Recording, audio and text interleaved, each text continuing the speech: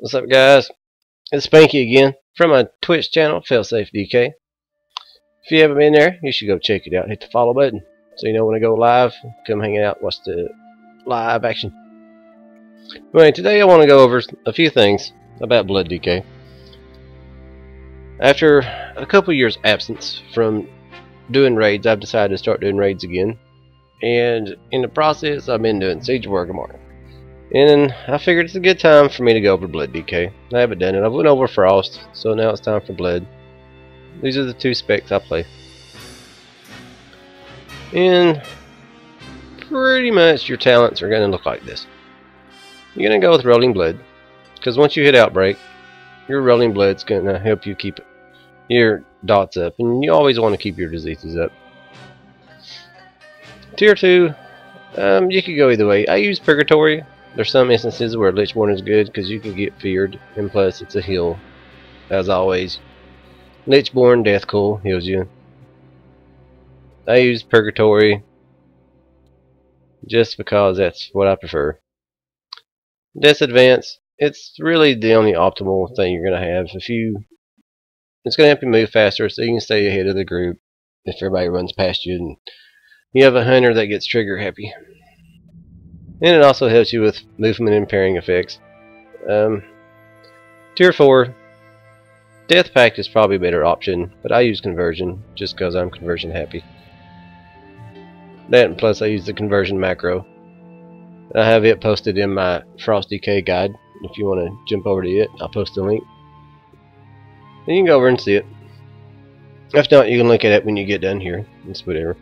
I was using Blood Tap. To me, I like Blood Tap better. I like being able to hit Death Strike when I can. But I've noticed I've been playing around with Runic Corruption. In Runic Corruption, I'm starting to like it better.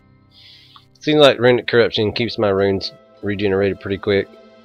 Which, as a Blood DK, you're gonna keep a lot of runic power anyway, which is part of why I use Conversion. But you're gonna be able to keep your runes regenerated. You're gonna be using Rune Strike as a runic power dump anyway. So you're going to be able to regenerate your runes pretty quick here. Gorfien's Grasp, I do that. It's an AoE pull. Whatever you have targeted, if you hit Gorfien's Grasp, it pulls everything within a 20-yard area of that mob to where that mob is standing. So it just helps you gather them up better in your D&D. As for glyphs, Anti-Magic Shell, as always. Dancing Rune Weapon glyph, I like it because whenever you pull it out, if you have trouble getting threat, you can pull it out and it increases your threat generation by 100%, but it reduces its damage dealt by 25%, which you're not looking for damage as a Blood DK, you're looking for threat, so it's a good way to go. I use Vampiric Blood, it increases my healing received. It doesn't grant me additional health anymore, and that's a good thing to have. It helps the healers out, don't stress them as much, so if you're in between Bone Shields and you've already used Icebound Fortitude, which hopefully you don't run into that situation very often, but sometimes your Bone Shield goes down and you don't have it for another 15 seconds. That's to help healers out a little bit while you're getting hit on. Resilient Grip, as always. Army of the Dead, so they don't taunt anymore. I don't want them taunting, I want them to do damage, and for me to be able to grab threat. Glyph of Long Winter, just cause it extends it for an hour, so I don't have to hit it all the time in a raid. And if you're gearing up now, you want to gear up. I've just been tanking for a couple of months, so you'll see I have a few pieces of gear. I'm not super awesome yet, but I'm getting there. Blood DKs live off parry and mastery. You automatically have a set level of parry as a DK, so you just want to add to it. If you have an ability that's already good, you just want to make it better. You don't want to stack into dodge and leave parry alone, because it's going to take too much to bring your dodge up. So you just want to go with parry, and whatever dodge you get, you're going to get from gear. You'll probably reforge out of dodge into mastery anyway. Some of my gear's gone that way. I've reforged from parry into mastery, but As for your priority sets, you're going to do Mastery. Mastery is the top priority. Mastery, then Expertise, then Hit, then Parry, Dodge, then Haste is how it goes. So you want to get as much Mastery as you can. So you want to stack Mastery as high as it'll go. As for the yellow gems, you want to do Mastery. Your greens will be 160 Mastery and Stamina. Your red ones will be Parry and Mastery. Your enchants, Glove Enchant Mastery.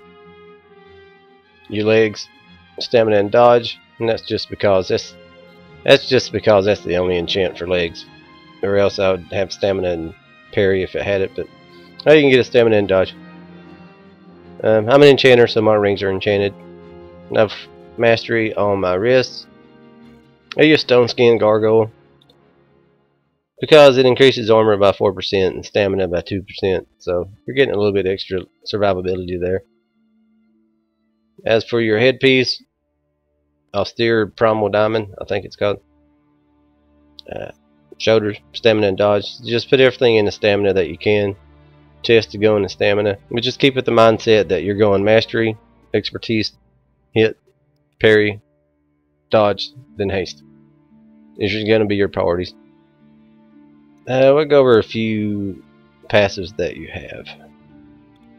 Passives are always good. And the passives I want to cover are like Blood Rite. Your Blood Rites, this is part of your opener. As you hit Outbreak, you're going to hit Death Strike twice. And what that's going to do is going to convert your Frost runes and your Unholy runes over to Death runes. Your Death runes can be used as anything. They can be used as any rune. So you're going to have 4 Death runes and 2 Blood runes, and you'll have accessibility to anything that you want to use that requires runes. It doesn't matter how you use them up. They'll be anything that you want them to be. One other passive you have is Blood Shield. Each time you heal yourself with Death Strike, you gain it as a physical damage absorption shield. And so your Rolling Blood, this is why you're using Rolling Blood as a talent. It makes it a passive. Just makes it to where when you put Outbreak and you hit Rolling Blood, it spreads your dots. It keeps your diseases up at all time. Will of the Necropolis. When it brings you below 30% health, the cooldown on your rune tap ability is refreshed, and your next rune tap has no cost. If you're not familiar with rune tap, it converts 1 blood rune into 10% of your maximum health. So there you're getting healed from it. Usually I hit Vampiric Blood, then go straight into a Blood rune, so I can get a little bit extra health when I hit it. And Scent of Blood, because your auto attacks, dodges, and parries have a chance to increase the healing from your Death Strike. I try to wait till 5 stacks on Death Strike before I hit it. Sometimes I go before that because one of my set bonuses, I have a 2 set bonus to every 10 Heart Strikes. Rune Strikes or Death Cool, Soul Reapers, or Blood Rolls will add a charge to my Bone Shield. So I've had as many as 12 Bone Shields. And the way that works, you start out with 6. And as you're using these abilities, it's stacking a Bone Shield each time that you use 10 abilities. So when you use your next Bone Shield, those stacks that you have will go on to your next one. So I've had as many as 12 Bone Shields. So I can start out with 6 now, use my abilities, and I've gained up to 12 Bone Shields before instead of just starting out with 6. Which, as you can see, will help tremendously.